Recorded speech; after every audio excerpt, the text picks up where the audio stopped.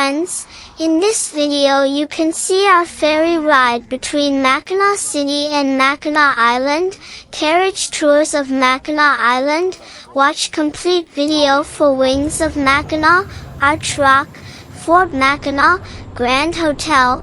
Let's see Mackinac Island with us.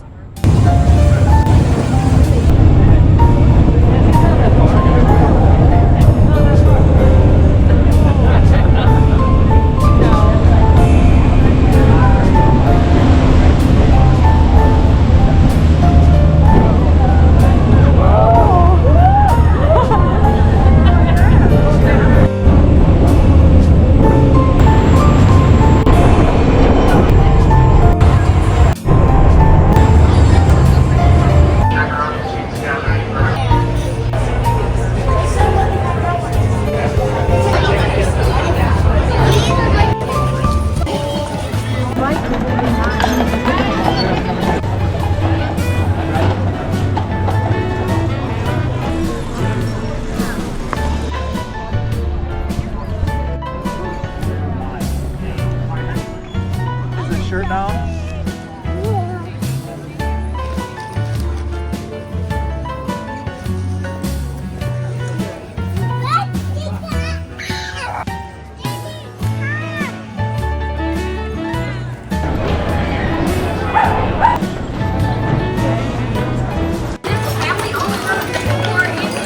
I mean just like facing one.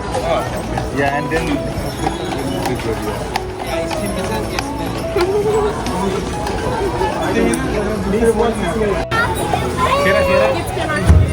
Alrighty guys, like they said, the corner that is Dow's Market is the oldest family-owned grocery store in the U.S. And it opened up back in 1884. The artist that made that statue didn't actually know what Father Marquette looked like. And on the corner of this white building here, this is the American Fur Company store. And that is the grossest thing you will hear on this tour. But I cannot promise you won't smell something grosser. Now over here on our left is our Veterans Memorial Park, and it's dedicated to any island resident who served in any wars from 1812 all the way up to millions. And right after that, we jump into our courthouse and our police station. And on either side, we have these accordingly. And she is part of the original Dow's family who owned the market. And she has also owned and operates the Windermere Hotel. William Backhouse Astor.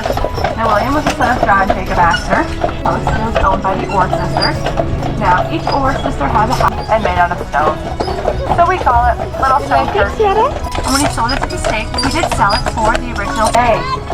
The longest of its kind in the world. Construction. If you guys actually look in between the first and second balcony, you might just see a faint line inside it to get to the second half. And now we've added on. It's now at about 380 rooms, give or take. For any guests, employees, or visitors who park their bike. Almost all of the carriages are over 100 years old. See a little bit of some green and white poking out back there. That is the largest passenger carriage in the world. It holds 35 people here on the island, and we do have about 4 beds in total. We have some other taxis over there as well. They get over 2,000 pounds. Some of the biggest ones we have weigh in at about 2,300 pounds. And I hope you guys have a great rest of your day and time here on the island. And I hope you enjoy the second half of your tour as well.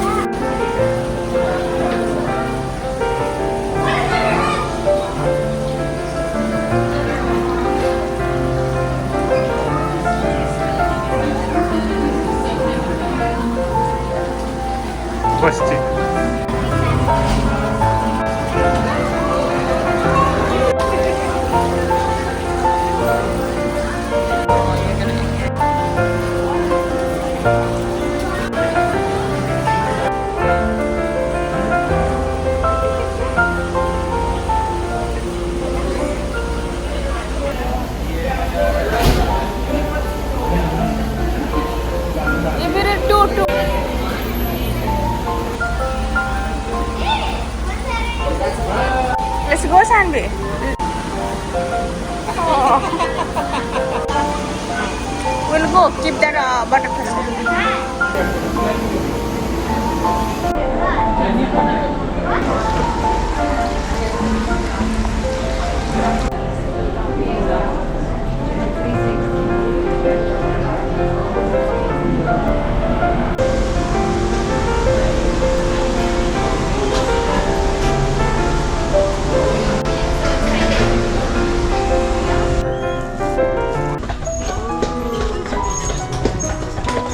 Look to your right.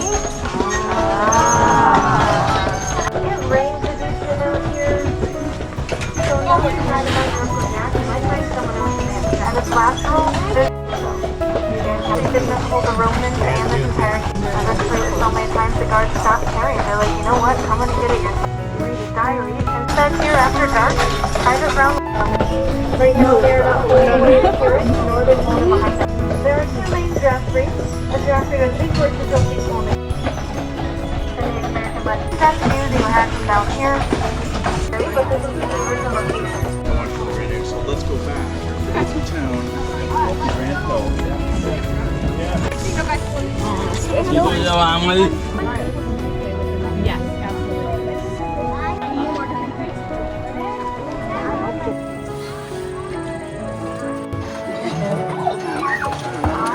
It's just for the tour. If you want to go anywhere else, stay on.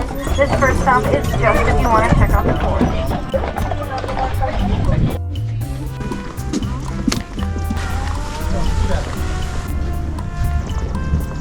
My one and only job is to take my glove, take my thumb, cover the touch hole at the back of the cannon, and that is it. Meanwhile, Ethan has all the actual work. First step, he's going to insert the gunner's auger, or the worm. That is going to insert inside of the barrel to make sure that it is empty. We want 0 projectiles today. So now we're going to be inserting our next tool, which is called the wet sponge. That is going to douse the barrel of any potential flames or embers burning inside of the cannon when you put the powder in. And once he's stepped away from the muzzle, I can take my thumb off. First, we insert what's called the gunner's pick, or the priming wire. That is going to poke a hole into the charge at the back of the cannon, allowing us access to the black powder inside of that charge. And finally, our final step is to insert our ignition system, which is called a friction primer. A small little copper tube, we'll grab here in a second, with a little pin attached at the top. And connecting the two is a friction-sensitive chemical known as fulminated mercury. It kind of works like a match almost. What we're going to do is attach the lanyard to that pin, give that pin a very hearty yank, and that'll cause a series of sparks inside of that tube, igniting a very small charge of powder, shooting a jet of flame into the main charge down below, giving us that very loud bang we're all here for. Now, this is my time to remind all of you that this is, in fact, a cannon. I must warn you, it will be quite loud. Please use your historically accurate earplugs. Either A, go like this, or B, press record, whatever you prioritize in life. I just have been warned, though. Oh, with that, we just have 2 commands left to give. Ready! Fire!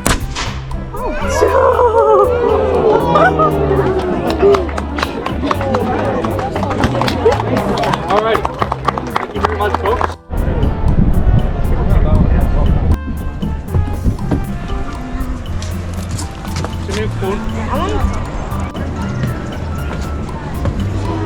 Kawan suara.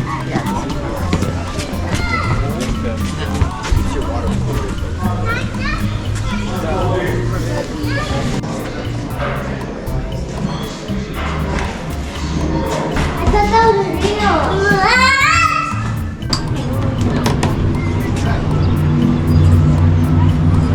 What's that? That's my dog. Baby, that's my dog. Okay, my baby. Can you hold them? Okay?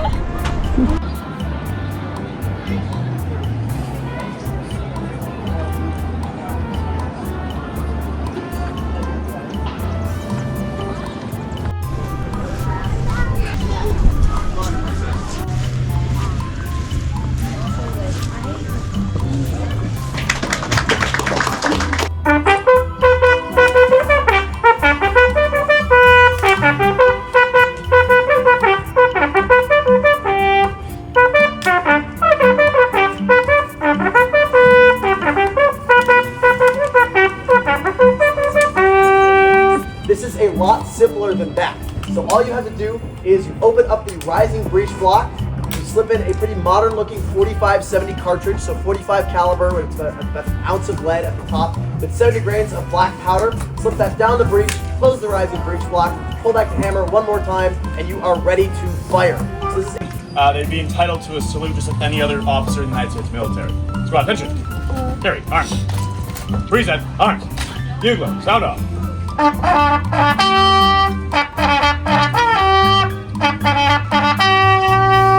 Carry, arms. Order, arms. Is used oftentimes in parades and ceremonies because it looks nice and fancy, but also it's used for going into double time or a light jog. You'll automatically throw your rifle up onto your shoulder so it's not going to snag on anyone's gear. Carry, arms. Again, back to carry. Support, arms. As we did before, the support is moving the rifle out of your right arm and into the crook of your left arm. So most of these positions, the weight is purely on your right arm, so having it moved over gives a bit of relaxation. So if you have a long shift of guard duty or a long march, it's giving you another way to carry this weapon. Carry, arms. 2, 3, support, arms. 2, 3, carry, arms. On his bugle, we're gonna march back, and then again on the very last note, we're gonna fire a volley with our rifles, and then we'll end the demonstration.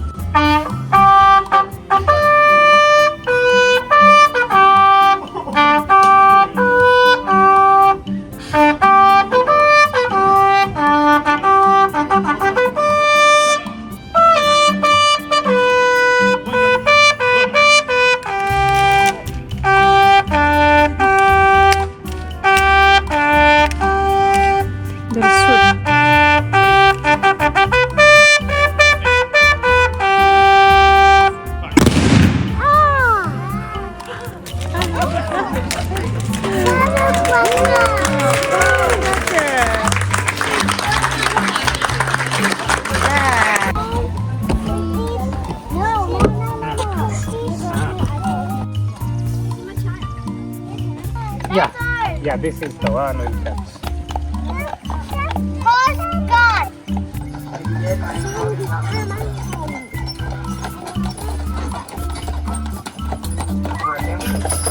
Yes, every sitting Michigan State governor can take that up to his or somewhere else. Okay, thank you. Whoa. But if anybody was looking to get off here, it's going to be a quick 5-minute walk all downhill to straight to downtown. They all pretty much eat the same things. They all eat a bunch of hay, grain, oats, and then anything, we'll go down to Dow's and we'll go get like apples, carrots, any sweet treats.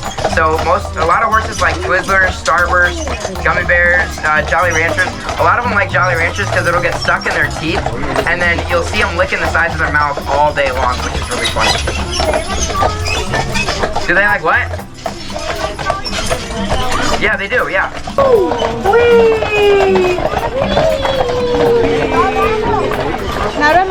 I'm here all the way to the end of October. I moved in as soon as I could, which was April 26th, and I'm going to be here all the way to the end of October.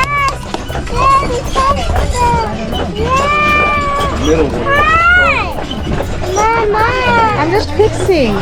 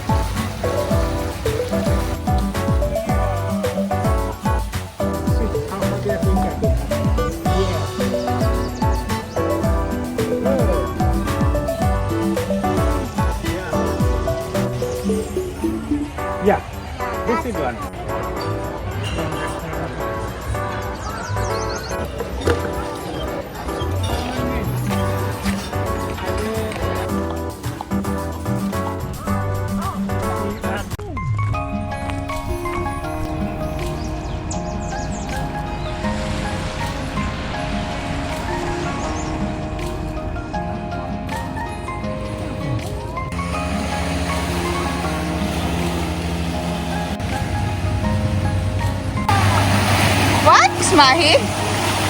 It's not that. Wow.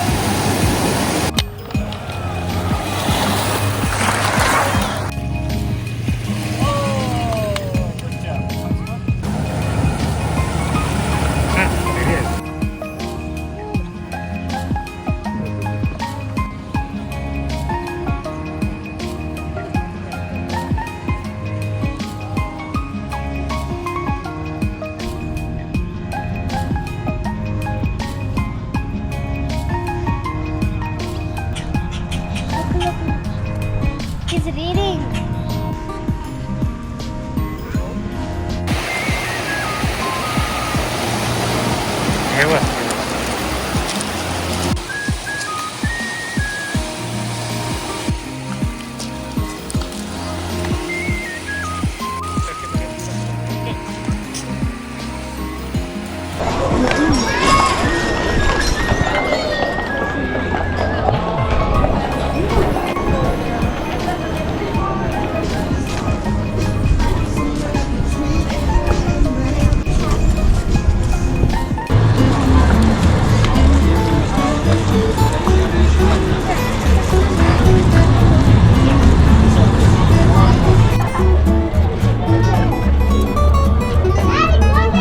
Share us a bye-bye, Mackinac Island. Bye. Bye. Go now. 5 seconds old.